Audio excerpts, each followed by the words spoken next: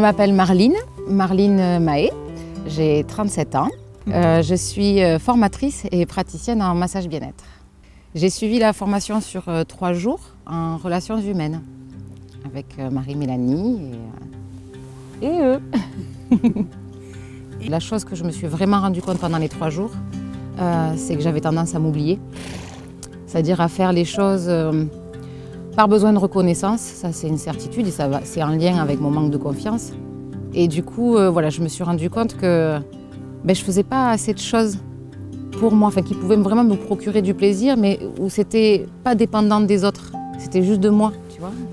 Et chose que j'ai vécue avec Shadow, justement sur un exercice, où là en fait je me suis rendu compte que ce qui me manquait atrocement c'était la joie. Et on s'est mis à trotter toutes les deux.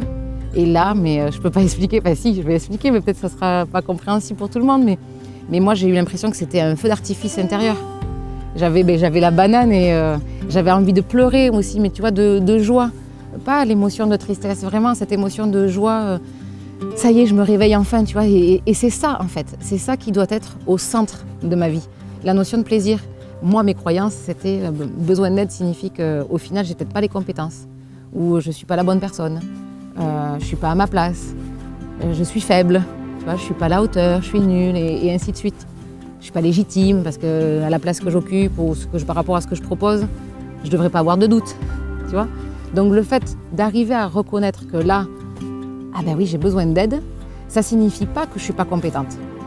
Ça signifie juste que dans ce domaine-là ou à ce moment-là, je sens que je vais pas arriver à atteindre mon objectif comme je me l'étais fixé. Et c'est quoi le plus important? C'est d'atteindre cet objectif, mais peu importe la manière.